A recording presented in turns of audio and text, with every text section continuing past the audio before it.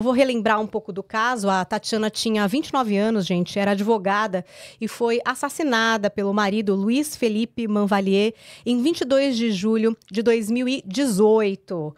O caso aconteceu em Guarapuava, no Paraná. Câmeras de segurança, como eu estava contando aqui para vocês, registraram agressões no elevador, na garagem e dentro do apartamento do casal. Laudos periciais comprovaram que ela foi estrangulada após a morte.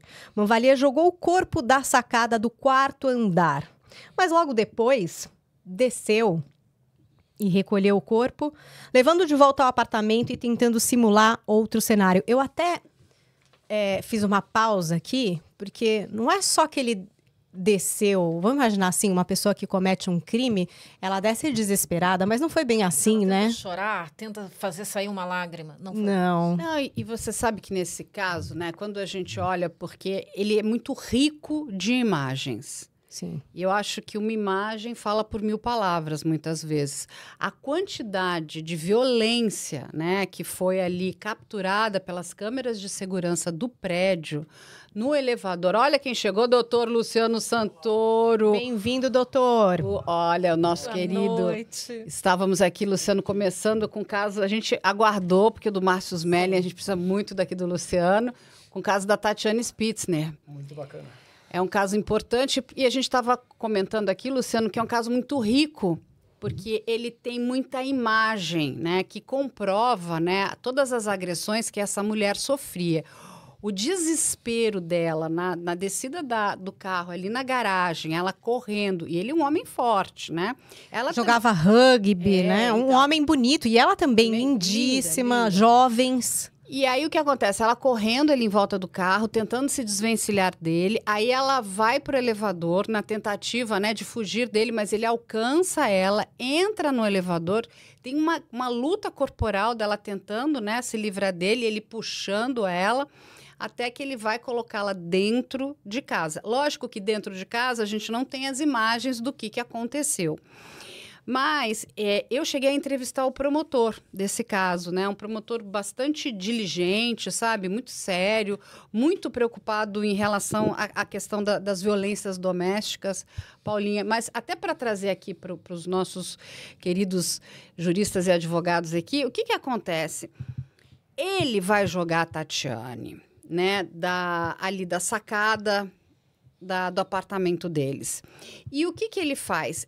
Imediatamente ele vai descer pelo elevador. Olha só, gente, o que ele faz. Ele desce pelo elevador, ele vai pegar a esposa no colo, coloca no elevador e traz para casa para simular que, olha, ela se jogou, né? Então, mas o que ele faz? Ele não presta socorro, ele vai descer, vai pegar o carro e vai sair em disparada. Ele tentou ali, né, empreender uma fuga, ali fugindo em direção ao Paraguai.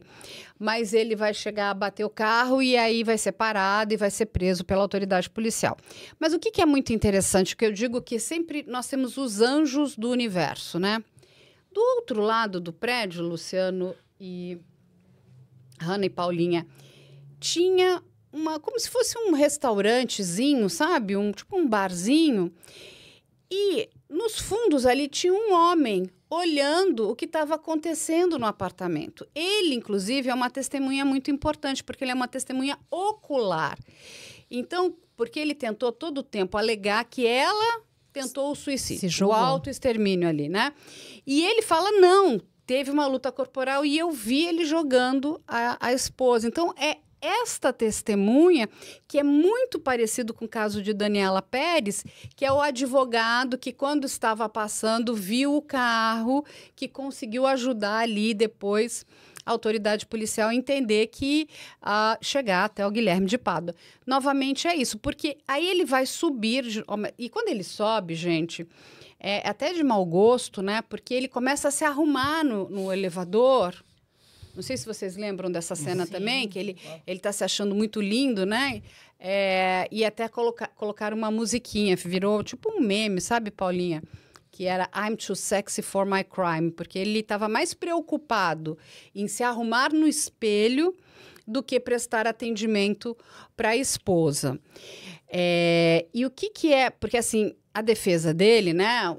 Eles vão explicar, todo mundo aqui tem direito à defesa, isso é muito importante, ao contraditório, até para que a gente, né, o processo todo corra da forma mais honesta possível, para que nenhum de nós, né, tenha dúvida do veredito ali. Mas eles vão tentar alegar que ela se matou. E tem um outro detalhe muito importante. Foi um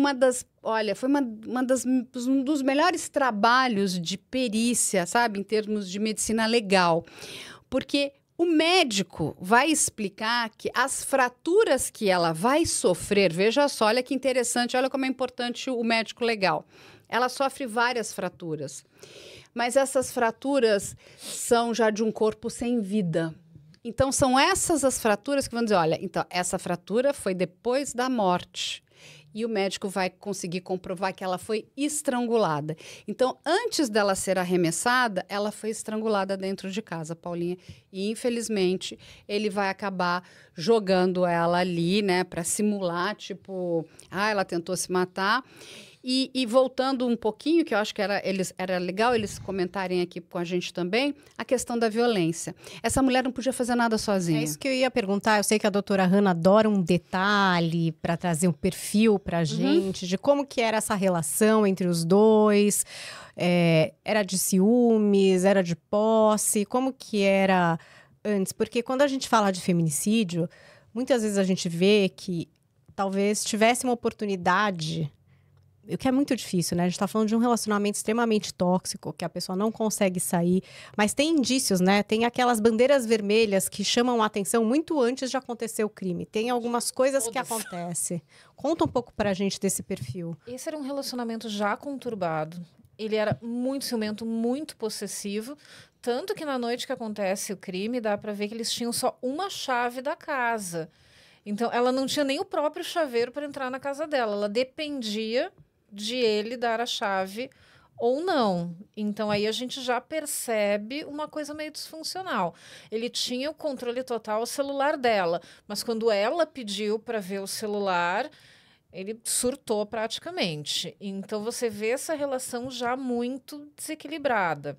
Depois que ela morreu, porque ele vai manter a tese do suicídio até o último momento, praticamente.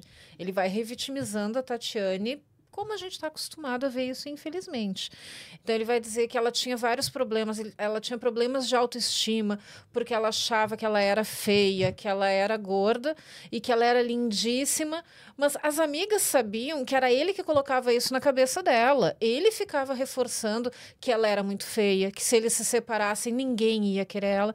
Imagina, uma moça linda, jovem, com uma carreira toda pela frente. É muito triste isso. Mas ela já acreditava. Elas, não, se eu me separar, ninguém vai me querer. Como é que eu vou reconstituir a minha vida? E ela levava isso para as amigas. Então, ela, eu quero me separar. Ele, não, mas eu acho melhor não, eu vou tentar mais um pouco. Porque a gente é educada com essa visão de que a gente vai conseguir salvar o relacionamento. Se não está dando certo, tenta mais um pouco, de repente ele muda, de repente as coisas melhoram. E ela foi tentando, ela foi estendendo essa relação até chegar nesse ponto absurdo. E nós estamos falando aqui de duas pessoas com grau de instrução alto. Ela era advogada.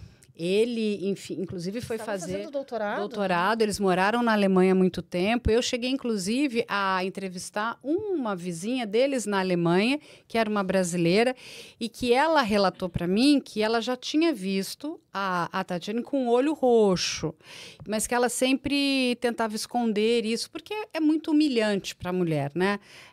Apanhar, sofrer essas violências. É muito difícil para a mulher poder falar. Não é fácil você... Olha, a pessoa com quem você casou, a pessoa com quem você achou que ia, né, dividir ali uma vida maravilhosa, é o seu algoz, né?